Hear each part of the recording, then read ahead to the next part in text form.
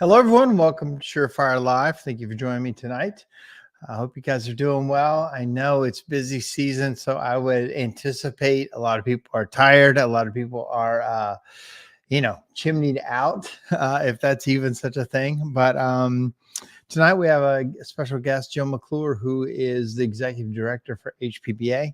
And we met not too long ago. It's kind of a newer job for her. And we're excited to hear from her and what they're doing for the Hearth Patio Bar-b-que Association. As you guys know, it's an open conversation. I always love the input you guys have. Tonight is a great night to ask questions about what she sees as happening in our industry. And there's enough advocacy for, they're not fighting enough, I think, against our government, against the things. And maybe it's not impossible, but it's for them, it was like a train that they couldn't stop. And so I think that that's a battle that we're facing, and we need to face it more so. Over there, it's interesting. Especially in Germany, about 98% of the chimney companies over there are members of the guild. It is very much part of what they do. Their guild work and their association work is very, very important to them. And they are banded together to do things, and whether it be education or whatever. In this country, from some of the numbers I've seen, basically about 20% of chimney companies are members of the guild. There's about 4,000 to 5,000 companies, about 1,000 members, and it's been that way for a very long time. There seem to be more chimney companies, but not necessarily guild members. And that's a battle. I think that those kind of memberships and associations are always good. You learn a lot. I can say that some of my most growth came from being a member of the guild, especially early on when, it's forming the company, but you always learn from others.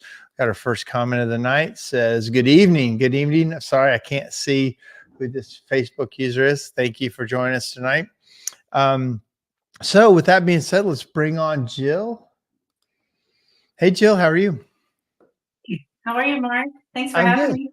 Oh, thank you for having it. Thank you for being a guest tonight. We met just the other day, and I thought, man, you should come because you guys are coming to Nashville soon for your big event for the year. And just give us a background of how in the heck did you find this chimney business? Well, I think it found me, actually. I'm very fortunate that about June of last year, I got a call about HPBA, and I'd really never heard of HPBA before, but I've been in the association industry for 15 years and representing some different industries. And one of those was the Colorado Oil and Gas Association. That's where I started in association work. And then I worked for the Texas Association of School Boards. And then I was working for a national retail association in Austin, Texas, when I got this call about the HPBA role. And I think because I had been in the energy industry and because I had worked with the retail industry, my name must have shown up in a Google search, and they contacted me. And that's when the conversation began. And about November of last year, a little more than a year ago, I got the job offer and had to figure out how to move my family of four, my two tweens, and our three corgis and my husband to 1,500 miles away to Northern Virginia from Austin, Texas. Wow. From Austin. So you were all in right then. You're like, I was all in. Like I was, yep. This is a job. This is a new place to live, a new city, new surroundings, a great big adventure. And, it actually truly started off as an adventure. If I can just tell this brief story, this account of the journey to get here. We were planning to leave, I don't know, maybe 4 or 5 days before Christmas last year. We packed up the whole house. The movers had already taken like 99% of our things, and we're already headed across, the country. And we had a little U-Haul behind our SUV, and all of us packed in. And our goal was to drive to Mississippi, where my mom is, and spend Christmas with her, and then get to Virginia in time for the movers. So we were, going to hang out with mom for a couple of days, spend Christmas with her. And then, I don't know if you remember this, but about that time last year, there was a big storm across the Southeast. Right. Ice storm, treacherous roads. And Oh, yeah. I was already worried about that little U-Haul back there. I know people who tow big things laugh about that, but that was already something that was kind of stressing me out, to be towing this little U-Haul across the country. And I was like, we just have to wait until it's clear. And so we waited, and the saddest thing happened. It cleared on Christmas Day, and we had to pull away from our home that we love on Christmas Day, the day you sit in front of your fireplace and you want to open your gifts and you want to hang out with your family.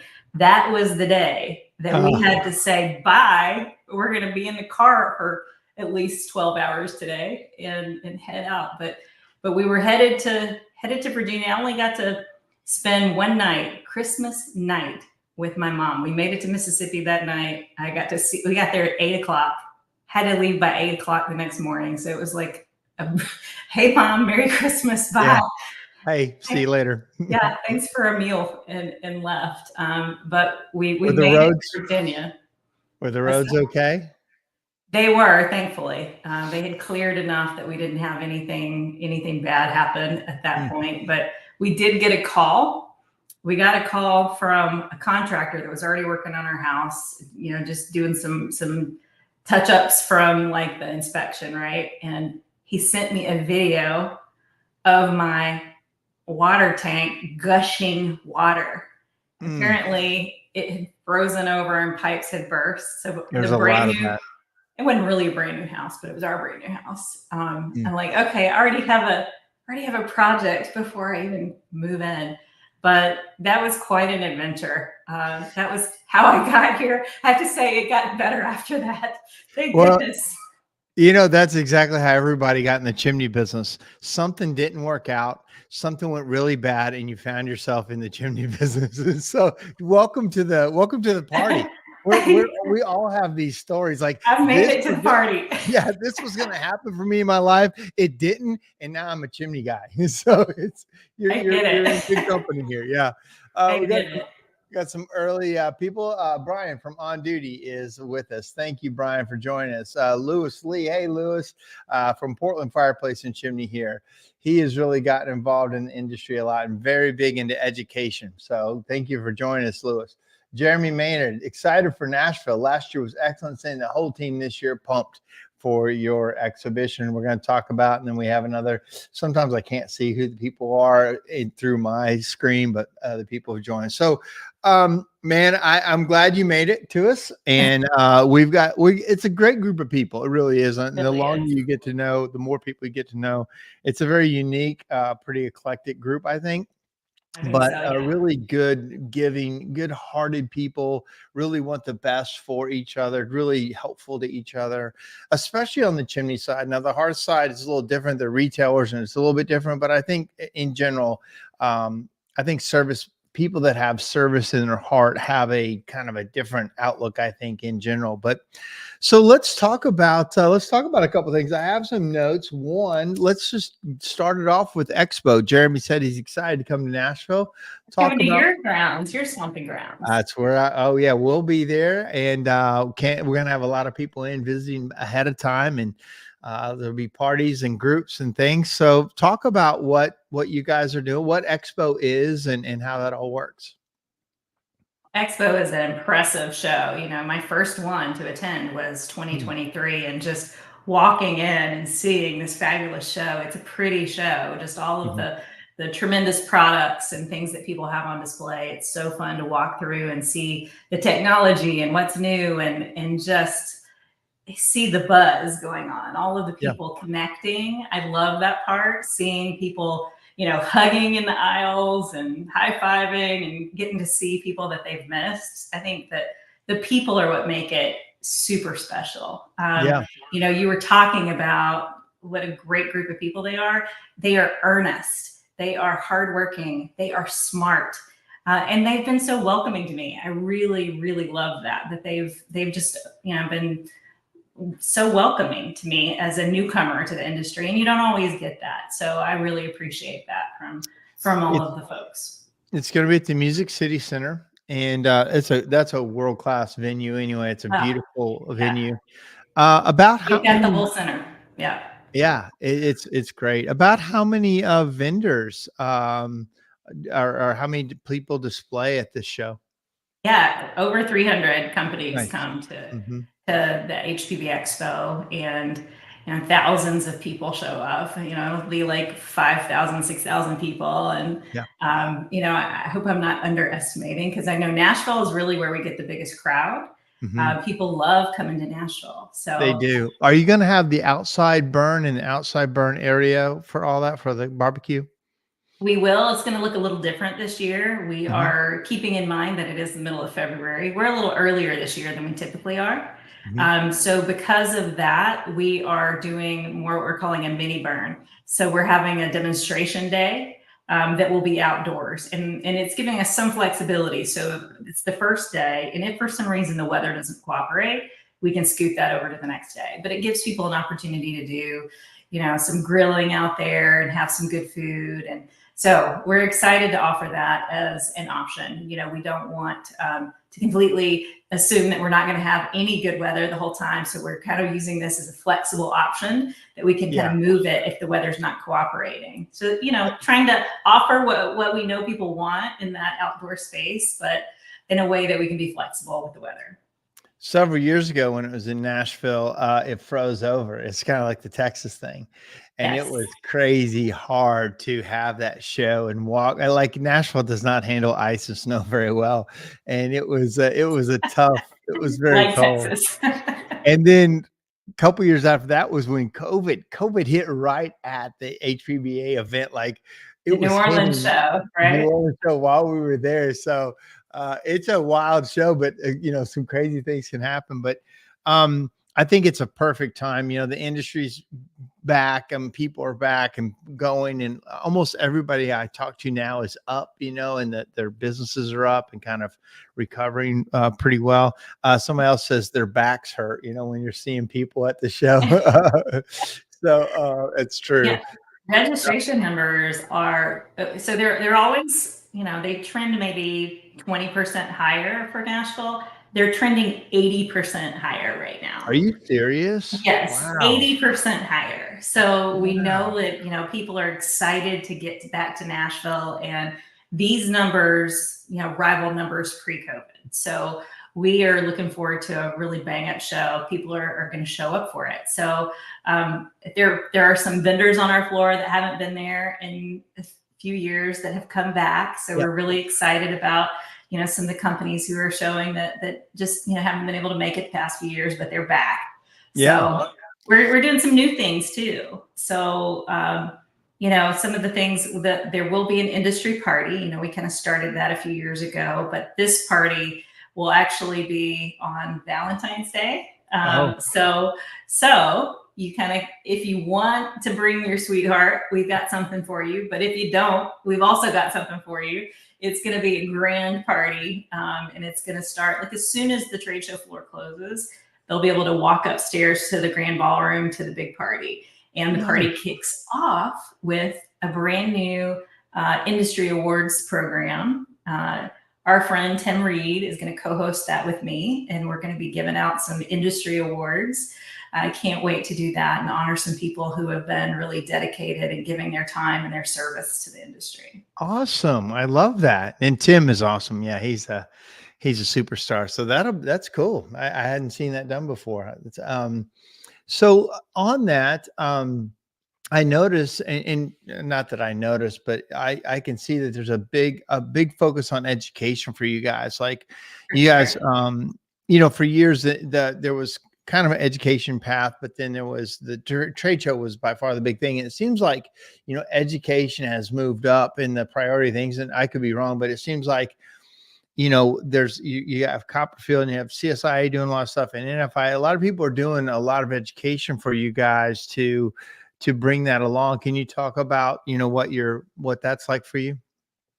Well, I think the exciting thing is because Copperfield is providing generous support, we can offer that for free to the people who are coming to the show. So it is part of the badge. So you get free access to it. It's on the floor. So you can go over and go to a session and then come out and walk the shorts, show some more and do some more visits on the floor. So it provides a lot of flexibility for people to pop into a session and then come back out and walk the floor more. So that was, last year was our first year to do it that way. And we got so much great feedback about it. It worked out really well. So we're doing it again this year. Looking forward to having that on the show floor again. And so many great instructors. I know you are one of them. What are you going to do? Tell us about your session. I have 2 sessions. Okay. One of them is how to pay employees. I said, I think the title is Earn Not Given, on how we pay people on performance based and how we pay people in that way. And then the other side is the talk I gave at UBG about the importance of Hearth stores building service-based companies, service-based divisions, how to educate them, how to promote the guys, how to bring that up, because the Hearth industry didn't really focus on service that much. They kind of focused on retail and they handed the service off. And my argument is you're missing the gold. You're missing the long-term relationship, the future sales, all the things, the education, and a lot of the income from that. So it's kind of it's not an in-your-face talk, but it's more of like a wake-up talk, because a lot of chimney sweep service companies are really growing quickly, and they're actually outpacing a lot of that kind of thing. And I just think that the Hearth industry needs to see that is, that's where the puck is going, as they say in hockey. Right. It does seem that those two sides of the industry are coming closer and closer together, and there's some merging happening in that. So that's exciting. I mean, service really is the way to build a lifelong relationship with your customer, right? Yeah, and Hearth can teach. A lot of the chimney guys are doing more sales too of appliances, and so we can learn a lot from how Hearth does their thing, and they can learn a lot how we do our thing. And this is such a small business, and we're getting, we're having a lot of pressures from all sides. We need to work together, and it shouldn't be there's those service guys over there and there's those retail guys over there. We're all in the same. We want to put fire in people's homes safely. Like that is what we all want to do. So we need to work, together, I think. Oh yeah. Yeah. Absolutely. So in this, is your family coming to Nashville too? Are they gonna? My family is not coming to Nashville. My family is going to stay back and take care of the dogs. Nashville is a party. They go to school. They got to Yeah. go to school. It doesn't overlap with like spring break or anything. So, my schedule at the show is so nonstop that I would be no fun. I wouldn't be a good tour guide for them or anything else. Super busy. Yeah. Nashville. Have you been to Nashville in a while? I just was there in July. Oh, We did our site visit in July and had, one of our board meetings there in July. Had a great time. Pretty good weather when we were there. It was a little steamy. It was a little humid. Nashville's heavy. Yeah. Yeah. Well, So good. I didn't have good hair days when I was there, but Right. I had a good Put time. it up, go with the ball cap. You're good.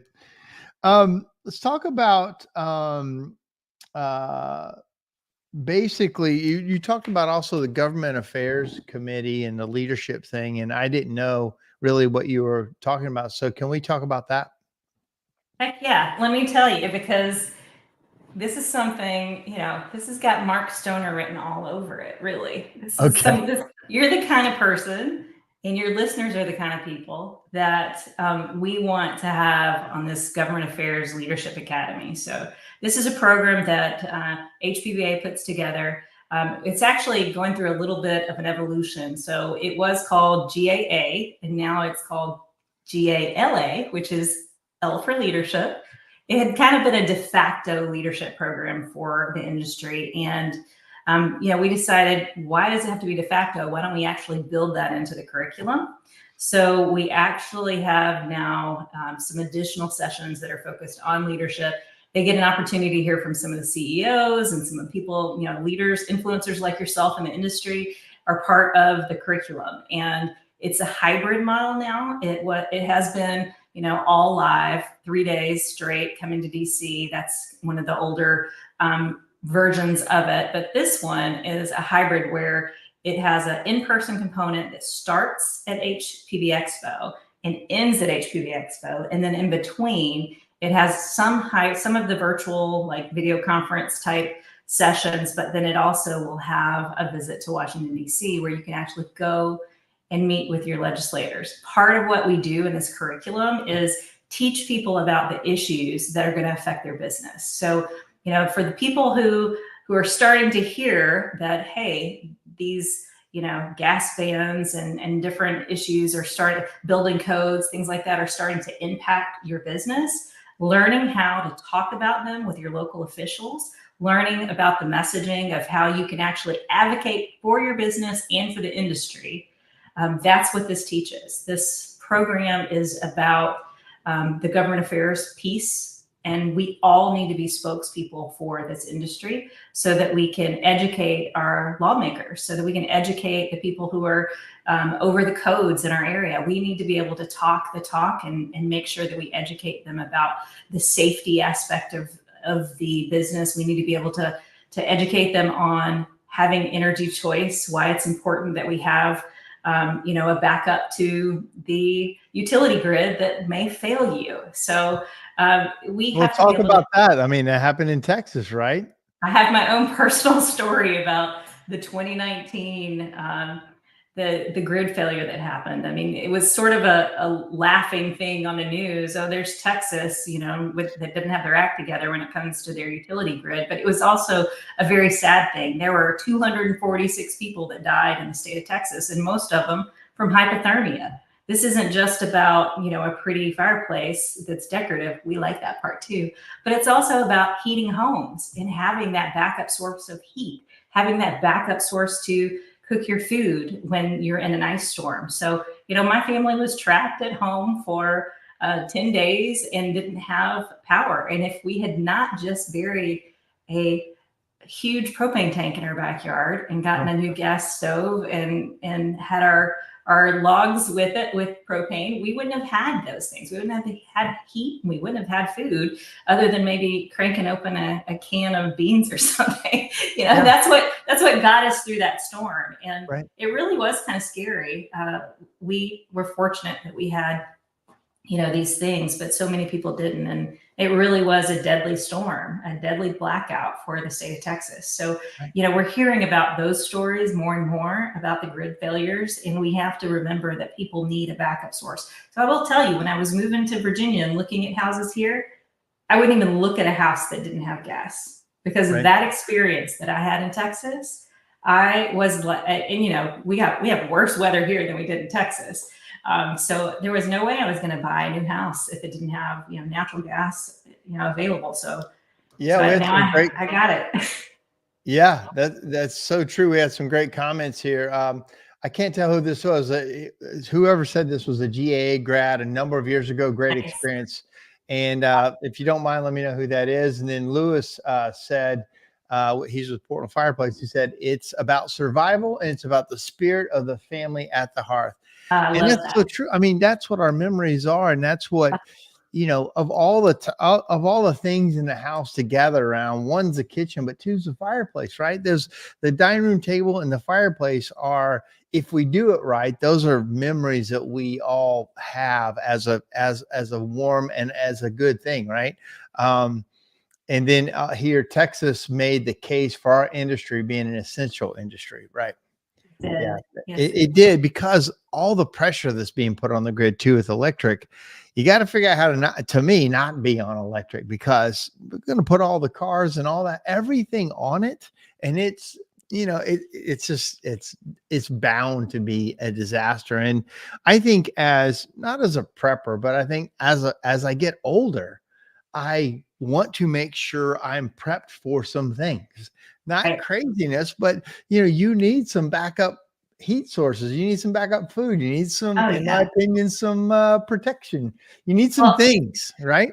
as we learned through the pandemic, we didn't know what we needed to prepare for, right? Right. And we don't know what could happen. So I am with you. I like having multiple sources of energy at my house.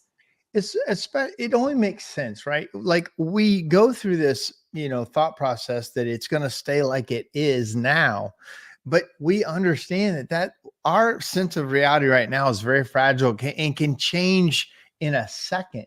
And so why wouldn't you prepare yourself in case it does change? It's only, you know, I don't say inevitable, but it's good stewardship of things. That's why you save some money. That's why you have backup things in case things don't go as they are today. So I think we're on the same page. This is Robert Huda. Hey, Robert, thanks for joining us tonight. Do you know Robert? Do you, uh, do Sounds you know him, Jill? familiar. Yeah, he's with the RLH industry. He's been in the industry a long time. He was the CSI board for a long time, and really good advocate for the industry for a long time. He actually was, I think he was in government there for a minute. I know he ran for some things. I think so. So I'm speaking. I probably shouldn't be speaking when it's things I don't know about. But Robert, thank you for joining us. So on that, the leadership thing, how do people get involved with it? Is it a link, or do you get nominated for it, or how does that work? Well, the applications are open right now, and they're only open until December 15th or until it fills up. And we still have, I think we may have 8 more slots left Okay. right now. So, if somebody's listening and they haven't been part of it, they should go onto the hpba.org website and go ahead and sign up. And it's so worth it. Everybody that I've ever talked to who's been part of that program has told me how life-changing it was. I mean, that sounds like pretty dramatic for some kind of professional program, right? But, it's also done in a cohort. So it's not just, the value of seeing a webinar. It's the value of the relationships you're building in the cohort. And you do have these touch points in person where you really get to do that. At Expo in the beginning and the end, and then again in DC when you do that. And there's nothing like being part of the legislative process when you go to Washington and you meet with one of your lawmakers. Like there's nothing like that, to actually get in there, and meet people, shake hands, talk about your day-to-day of your industry, talk about your mindset as a small business owner and about what's affecting you as a small business owner. You have a voice. Mm-hmm. So, that's part of this also, is learning how to message with your legislators, learning how to give testimony. All of these things are part of this curriculum. And I think it really is life-changing for people who've been through it. Sounds like it. It sounds like a great program. Man, that's the last thing I need to do is get into politics now, but I don't know. I think you're the type. God. Yeah, but I'm going to check that out. I appreciate you bringing that up, and I will look into that. How long is the program, did you say? A year? Begins and ends at Expo. So it'll begin in Nashville in February. It'll end in New Orleans in March. So it's not every month. There are a few months in the busy season that we skip, but it's about a couple of hours a month for the virtual pieces, and then those 3 pieces that are actually in person are at Expo, and then the DC trip. So next year is going to be in New Orleans again? Next year will be in New Orleans. Yeah. That's after Nashville, we'll be in New Orleans. And then apparently this industry likes to party. Those are the cities that people really love. We like to party, but we're not like late. Like we'll party hard early, and then 10 o'clock it's kind of over. But if we start partying too long, I think fights break out. But know when to go home, know when to go in. Yeah. Before the fights break out. Well, have you ever been to the National Chimney Sweep Guild show or any of the other industry shows that we have? I have not yet, but okay. I'm looking at going to a lot of shows this next year. I have the International Builder Show will be the next show that I go to after Expo. I'll be going to a lot of the HPBA affiliate events this year because we have so many new benefits to members that we're offering, especially to the retailers and service companies that I'll be talking about. So I'll be kind of doing a little bit of a road show to the affiliate meetings and sharing some of these awesome benefits of membership that are new to HPBA members. Would you want to talk about those now, or do you have those? Yeah, I can talk about a few of those. So we'll be doing some webinars that are geared toward your business. So things like SEO and social media, also some HR related things. Another thing that we're launching now is an employment law hotline. So I think one of the things that gets small business owners in trouble quickly is around employment law. And, wrongful termination suit of that, any kind of thing like that can really derail a small company. So we are launching an employment law hotline, and they can call and talk to an attorney, or actually they submit a question and we have the attorney call them or send them an answer back to just try to guide them to hopefully not get themselves into any litigation. So I think that alone is worth the dues for HPBA, is having access to that. Not everybody has an attorney on retainer. We understand that, and especially for small business owners, I think it's really important that they have access to that advice. Well, even if you do have one on retainer, you may not want to use up your retainer when you make a quick phone call, because they're Right.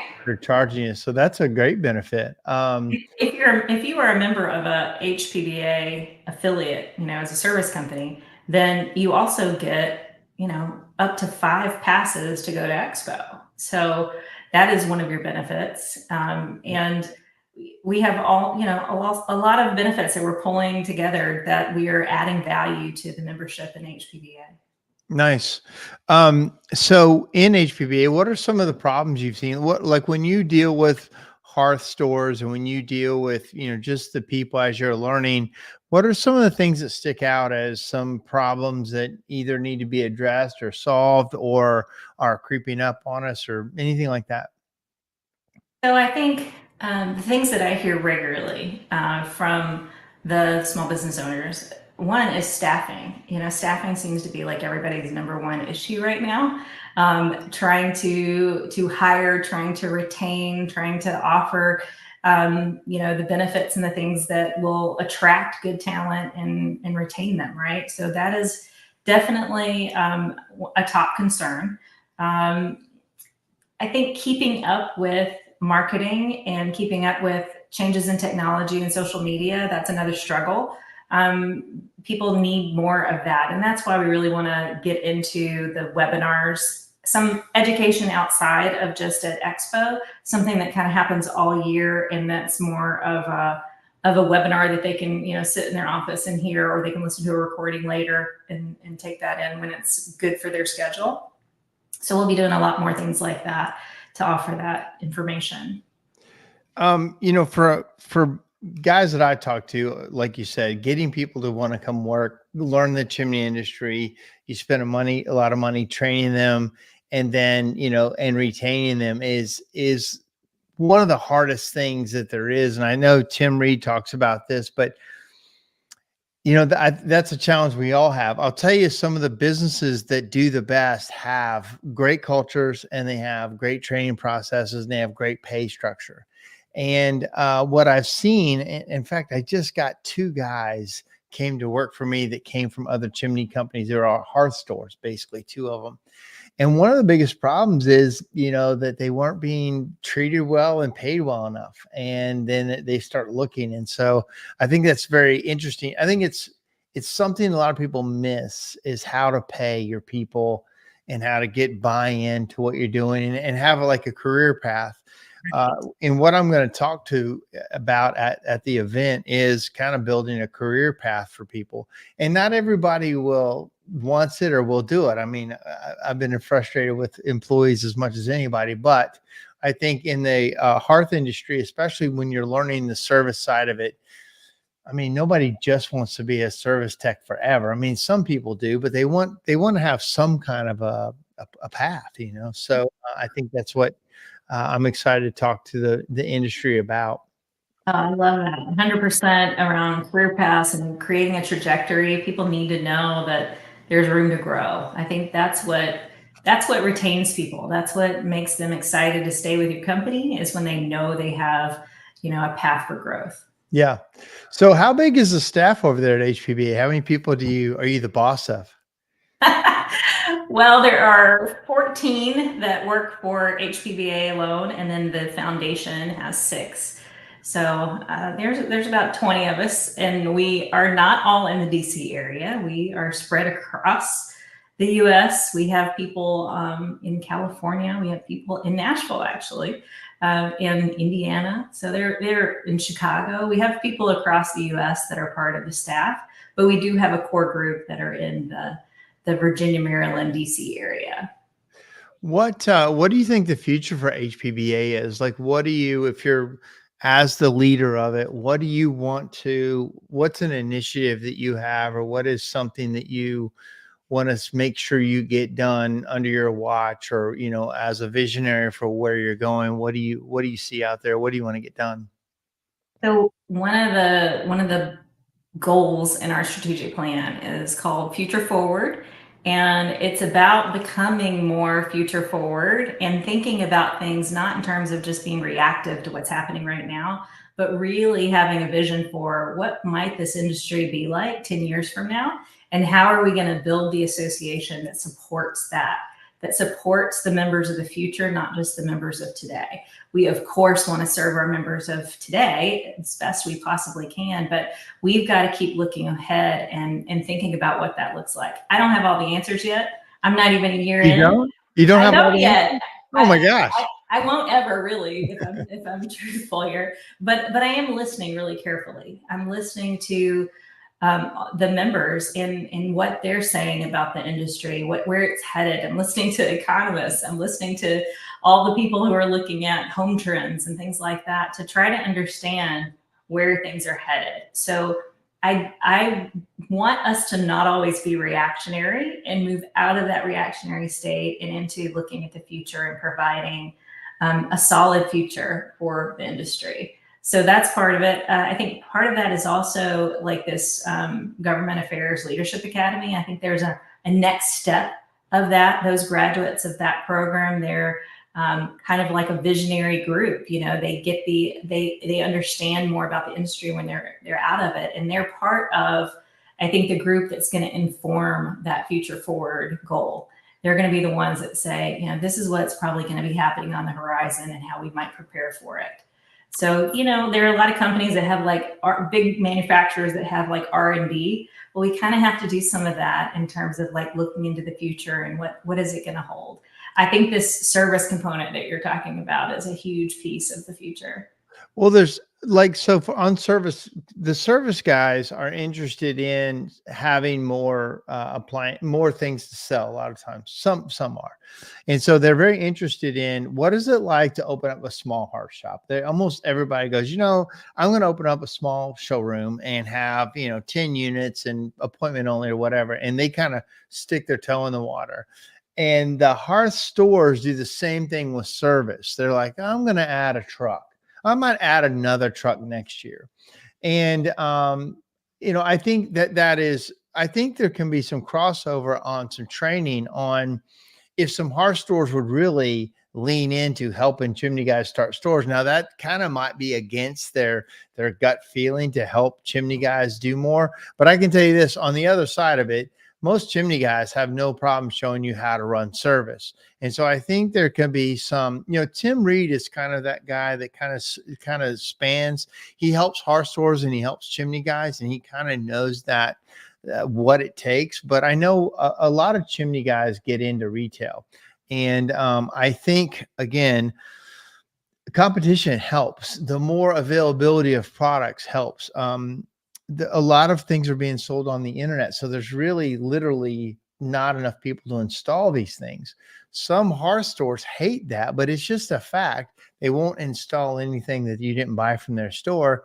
I think that can be a problem. I think when you realize how much is being sold on the internet, better figure out how to install stuff, even if they didn't buy it from you, because then you got the lifetime value of the customer. You go every year. And when that thing breaks, which it will, if they bought it off the internet, probably have problems. They got a brand new store that we've got a relationship with. Come see the good stuff. I know you bought the cheap stuff and we helped you with it. Come see what the good stuff is like. And one of my arguments or one of my talks was several years ago, I had, 30 guys in homes every day selling, hearth appliances. Like I said, this iPad is killing your guy's showroom because you don't even know the sales happening. I'm in the house. I swept the chimney. I found problems. I found out they want more heat from it. Chimney's super dirty. It's like, wow, the chimney's dirty. It looks like you use a lot. Yeah, we use a lot. Would you ever want to get more heat out of it? Yeah, maybe. What, have you seen this insert? Have you seen this direct vent? And they're like, no, I hadn't seen it. And then I make the sell, and then they never walked into a Hearth store. They never even knew they could go to a Hearth store. I got 30 guys every day in homes saying that thing. Yeah. And I was telling the Hearth stores, I'm like, guys, you got to get in the homes. The money is not waiting for them to come to you. In the homes is online sales and across the threshold. And get in there and become the advocate for the fireplace and sell them their dreams, sell them their sizzle, and then you have a team deliver it. And so, that's Such a different relationship when you think about, you go to the grocery store now and you don't even talk to a cashier, you check out your own groceries. And sometimes that's exactly what I want to do. I don't want to wait for somebody who might be, slow or incompetent. I want to do it myself and get it done, even if I end up being just as slow. There's something about like being part of that action. So like we are in this mindset now, I think, of sometimes even avoiding that face to face. But when you actually have somebody in your home, the level of trust for that conversation to go anywhere, the level of yes. trust that you have to have with them is out of this world. I had someone in my home just last week talking to them about windows. We were replacing some windows and he came in and, he stayed at my house for 2 hours. I gave him fried chicken while he was here. I mean, like we think that the world of this guy now, like we built a relationship. Right. The next time you see him is like a long lost friend. You're like, hey, what's going on? Right. I know about his kids. Like Right. he knows about my kids. He knows my dogs now. Like, it was just such a whole different experience. I think about the contrast of that experience compared to, going to the grocery store and kind of not making eye contact and going over to the self-checkout line. Like we really have such what we do, it's safety related, right? One, you can buy the thing on the internet, but you're not sure if it's going to be installed right. And if you got problems, who are you going to call? You've got, this is our industry, our service side is one, safety, but two, comfort. And then relationship building, you now have a window guy, right? That's what you just said. I got a window guy. You're going to call him and give him a chance at first anyway, if you had any issues. Well, in our industry, that's what we try to do. We're their chimney guy. We're their chimney company. You're my people. And that you can't totally get that on a showroom. You get it when you get to the house. And like I said, the second time you see this guy, if you see him again, it's like it's like a long lost friend. The first time, like in a showroom, you don't necessarily have it. And my argument is that's how relationships are really built. For long-term money, like right now on Amazon, I've never talked to a soul from Amazon yet. I buy from them all the time, and that's their model. But they also aren't installing one single thing in my house. There's no Amazon guy coming. He drops it off and puts it in, for me. And that's what we're doing. We're trying to be more like, your advocate. You're going to have, I don't know if there's some cartoon out there that shows like the handymen become the billionaires. Have you seen that? Yeah, Where I think it's like, it's South Park or something where the richest guys in the world are handymen because nobody knows how to fix anything.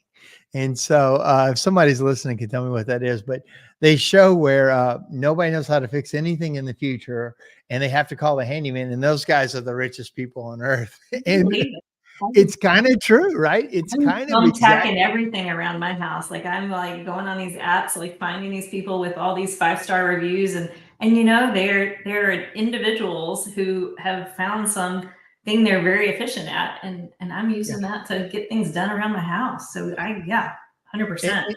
And in that, like we charge, for us, my chimney company, we're in the $300 to $400 an hour range for us to come out there. And a lot of attorneys, we don't really say that we have flat rate pricing, but in general, what you're looking at is somewhere between $300 and $500 an hour to do work. And they're like, oh my God, I don't charge that much as an attorney, but no, you don't. But also I'm bringing $100,000 workshop to your driveway. I'm also risking somebody's life to get on top of that chimney to service it. They have to be well trained, insured, uniformed. People answer the phone. Like, we have to charge a lot per hour to get a guy to your house. And really that's the direction of it all. If you want somebody to come fix something for you, there's fewer and fewer. We've got rid of the trades in schools. We said blue collar work. This message is long and old, but we've been saying, hey, if you got to do blue collar work, it's like an ancillary secondary prize to go into college. And that was the wrong message.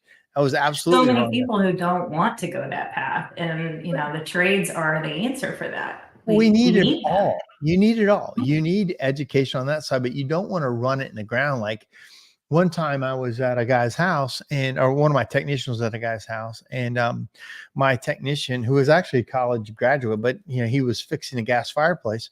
He's in there fixing it, and this guy was talking to him, and then he brought his son in to watch my technician work. He goes, "You see the guy working on the fireplace? That's what happens if you don't go to school and get good grades." Like, right in front of me. Oh, no. That's And terrible. my guy said, hang on. He said, I actually do have a college degree, and this was the best job opportunity that I had, and I wanted to do it. So, that messaging is like, oh, if you got to do the work, you must not, that's my problem, and so, there's been a big kind of a shift in that, because college has gotten less valuable, and it's become makes a lot of sense to go to trade school or come to the trades and do the work, because that's where, the needs are coming. So we need to make sure our messaging is right. And I think you guys do a great job. We're on the same side of that, but how do you get to the younger people and get them excited in the trades too? That's a challenge that we both, education and you guys need to kind of understand as well. Like, this is cool work. You get to play with fire and build stuff. I'm really curious about, the community colleges and trade schools out there. What are they doing with our industry? Anything? Do we have those programs? No, I mean, not in, there's building trades, but there's nothing fire specific that I've ever seen. And maybe somebody else could speak to that. We don't really have anything fire, heat. I mean, there's HVAC trades for sure. Like, there's a big trade school in Nashville that's started by Hiller Plumbing. It's called something for the trades. But anyway, he brings people in, pays for all their stuff, and then they've got a job with this company afterwards. And he's built a really big organization. The state of Tennessee also has 2 years free college, and it's not just trades, but we have a program actually through the lottery where you get 2 years free college, but it is pretty heavy trades benefit that way too. So I think there's some messaging that we can get out there to help people. I know at CSIA, we've been looking at some types of programs so that we bring people in and then they're ready for a job with another chimney company. That's a tough program to put together, but I think Like with an enough mind, yeah, it's like an apprenticeship where you come through the school, you're ready, and then you put out there that I'm this certified or I'm that qualified, and then people will hire you and basically pay the school back, to hire a trained person. So I think there's a lot of those kind of talks that can happen, and to see, if we can get more people involved and excited about it. But well, we are about out of time. We're 50 minutes in. I don't know if I have any other questions coming in, but anything else you want to make sure you talk about tonight before we close out? Well, I want to ask you a question about where you think things are headed and what we should be focusing on at HPBA. So, I'll just say, like, for the first year, I'll continue to listen after the first year, but for the first year, I've been very focused on listening to everyone and getting everybody's feedback about, what is the direction HPBA should go with different things and what are the challenges we should be addressing. So I want I want to hear what Mark Stoner thinks of that question. Well, thank you. We talked before. I've been watching what's happened over in Europe and over on that side of the world, because they're way ahead of us in some ways in the heating and cooling, in the heating industry, chimney sweeping, they're very high efficiency hearth products. Like, they kind of led the way, and now they're being phased out, and it's very scary to watch them being phased out into all electric. Now, I always said in the United States, we actually run better. We run better businesses than they do over there. In some ways, they're better service technicians. In a lot of ways, we're better business marketing. We run different businesses. The biggest businesses overall in the world are in the United States for the chimney industry. Over there are a lot of really small, cottage places. But for us, we run different businesses. But I think the future is getting into more houses, being more accessible. Like right now, if you call a chimney company or hearth store and you want something done, you're waiting months to get it done. I think that's terrible. I think it's terrible that customers want something done, and if I go to a hearth store today, they'd be lucky to install it by February. If a lot of chimney guys are booked out through the first of the year or for into February. And I think we are not a very reactive, very on top of it like other trades are. And I think then when we go to the house, we're going to tell you your chimney is wrecked and it's $10,000. I think that's also a terrible message long term. We have to have better solutions that aren't, just into the world kind of stuff. A lot of us in the chimney business, we look at every fire super critically, and we always look for the problems instead of, like, even what Lewis said before, is like, man, it's the heart of the house. It's the feel good time. Yes, there's safety issues we all have to address, but our messaging has to be, it has to be, this is the main part of that. You want this to be right in your house. You want to have a fire and it not spread, and enjoy it. And we want to be big fans of it and make it easier to use. And so, training more people, being easier, having better access and better service, more sophisticated businesses. Like, what we don't have really good marketing programs for year-round business. Almost no hearth stores have maintenance packages for what they sell. They don't have any annual service agreements. They have very few really good marketing follow-up contacts to introduce new products when new products are out. They don't do the things that you need to do to introduce new product, new efficiencies, annual services, additional services, maintenance packages. Like, there's so much that we can do, and we are just not doing it. The majority don't do it. They just wait for the phone to ring and then react as best they can. And you said it earlier, we're too reactive. We are not nearly, there's very few hearth stores that are very proactive, and same with service companies. Got a message. Great talk, Mark. Things are going to wood, the only true renewable fuel source. I totally hope you are correct. When crap hits the fan, everything goes to wood. And Robert again says, bring back fireworks. Yeah.